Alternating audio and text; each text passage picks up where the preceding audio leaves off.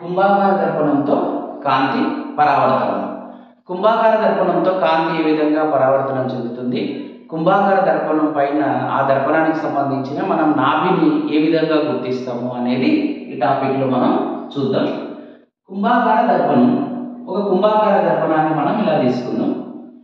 కుంభాకార దర్పణం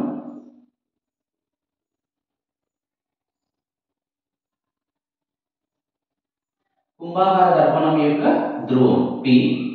దీని వక్రతా కేంద్రం కుంభాకార దర్పణానికి సంబంధించి వక్రతా కేంద్రం ఇక్కడ లోపల వైపు ఉంటుంది. దీని వక్రతా కేంద్రం ఇది C. ఈ వక్రతా కేంద్రాన్ని దర్పణ ధ్రువాన్ని కలుపుతూ గీయబడిన ఈ క్షితిజ సమాంతర రేఖను ఏమంటారంటే ప్రధాన అక్షము అంటాం.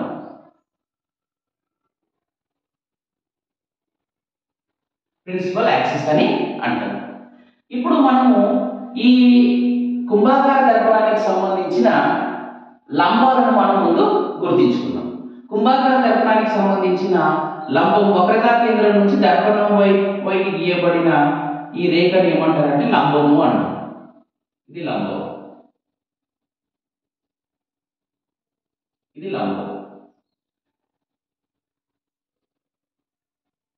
ఇప్పుడు ఏదైనా కాంతి కిరణము ఏం చేస్తుందనంటే ప్రధాన అక్షానికి సమాంతరంగా వస్తూ ఈ కుంభాకార ఈ దర్పణం పైన ఈ ఏదైనా ఒక బిందువు వద్ద పడుతుంది అని అంటున్నాం. ఇప్పుడు కాంతి కిరణం ప్రధాన అక్షానికి సమాంతరంగా వచ్చే కాంతి కిరణము వచ్చి ఇక్కడ వచ్చి దర్పణం పైన ఈ బిందువు వద్ద పడింది. అప్పుడు ఇక్కడ గీసిన లంబంతో చేసే కోణం ఇక్కడ θ1 ఉంది. ఇప్పుడు ఈ కాంతి కిరణము ఏమవుతుంది అని అంటే ఈ కాంతి కిరణం ఈ లంబంతో సమానమైన కోణం చేస్తూ పరావర్తనం చెందుతుంది. ఇక్కడ చేసే కోణం పతన కోణము I1, ఇక్కడ ఉండే కోణము పరావర్తన కోణం I2.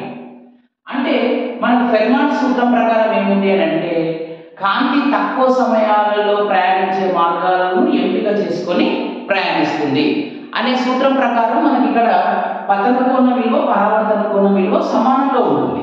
మనకి పరావర్తన నియమాల ప్రకారం మొదటి పరావర్తన సూత్రం ప్రకారం మనం ఈ విధంగా రాస్తాం. కాంతి కిరణం ఏదైతే ఇలా వచ్చి ప్రధాన అక్షానికి సమాంతరంగా వచ్చి పడిందో ఇక్కడ పతన కోణము పరావర్తన కోణం సమానమయ్యేలాగా ఈ విధంగా పరావర్తనం చెందింది. ఈ కాంతి కిరణము ప్రధాన అక్షం పైన ఉన్న ఒక బిందువు నుండి ఇలా వస్తున్నట్టు మనకు కనిపిస్తుంది. ప్రధాన అక్షం పైన ఉన్న ఈ బిందువు నుండి కాంతి కిరణం ఈ విధంగా పరావర్తనం చెందుతున్నట్టుగా కనిపిస్తుంది. అయితే ఇప్పుడు ఇంకొక కాంతి కిరణం ప్రధాన అక్షానికి సమాంతరంగా వచ్చి ఇంకొక కాంతి కిరణాన్ని మనం గమనిస్తే ఇది ఇలా వచ్చింది. ఇది కూడా దీంతో చేసే పతన కోణము పరావర్తన కోణం సమానమయ్యేలా ఉంటూ ఈ ప్రధాన అక్షం పైన ఉండే ఒక బిందువు నుండి ఇలా వస్తూ ఈ విధంగా పరావర్తనం చెందుతుంది. అలాగే ప్రధాన అక్షానికి సమాంతరంగా వచ్చే కాంతి కిరణాలు అప్పుడు లంబంతో చేసే కోణం పతన కోణం పరావర్తన కోణం సమానమయ్యేలా ఉండి ఏమవుతున్నాయి అని అంటే ఇవి ప్రధానాక్షం నుండి ఒక బిందువు నుండి వస్తున్నట్టుగా ఏమైతే అంటే పరావర్తనం చెందుతుంది. ఇది లంబం. ఇది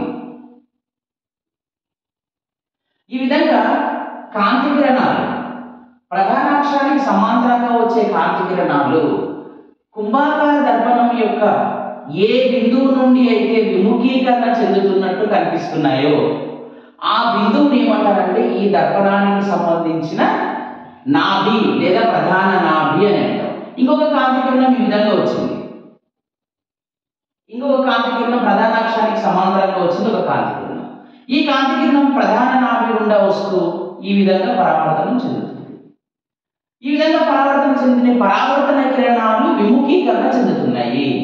కాబట్టి కుంభాకార దర్పణానికి సంబంధించి ప్రధాన అక్షానికి సమాంతరంగా ప్రయాణించే కాంతి కిరణాలు కుంభాకార దర్పణంపై పడి ప్రధాన అక్షం పైన ఉన్న ఏ బిందువు నుండి అయితే విముఖీకరణ చెందుతాయో ఆ బిందువుని ఏమంటారని అంటే ప్రధాన నాభి లేదా ఫోకల్ పాయింట్ లేదా ఫోకస్ ఆఫ్ ద మిర్రర్ అని అంటారు. Focus of the convex mirror అని అంటారు.